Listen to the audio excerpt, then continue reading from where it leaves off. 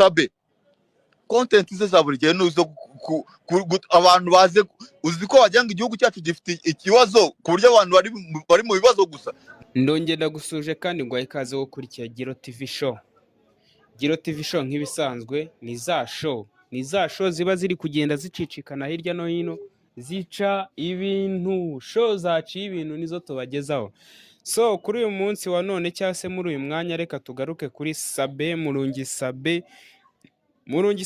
Content ze zagarutsweho ziza kwibazwaho, noneho zaje kunonosorwa, buri umwe wese arimo arabivuga uko abyumva. Content baribaza bati se mu gihugu tugira abantu bahora bataka ibibazo gusa niba ukoresha ibiganiro? Ni ikibazo gikomeye. Abandi bati barongowe n'ibyugu bagize ibiki. Urumva ni ibintu bikaze cyane. Umugabo nawe baje kumujajinga kuko kare noneho nigeze kureba no kuri subscribe ze mbona zahindutse, noneho zari 1,19,000 haza kugaragaraho 1,200,000.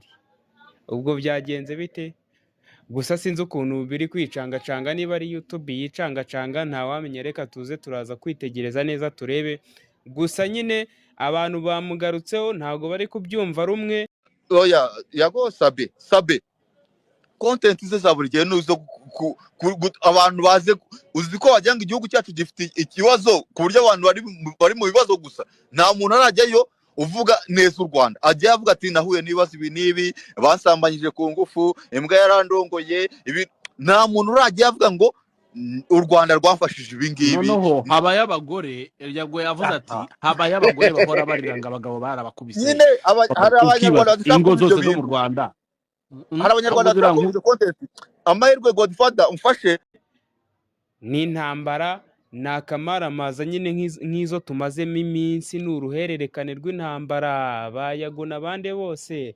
N'igihe bizazenguruka nako naringiye vuga ngo hari n'igihe bizazenguruka bikagwa kuri Rene Murindahabi.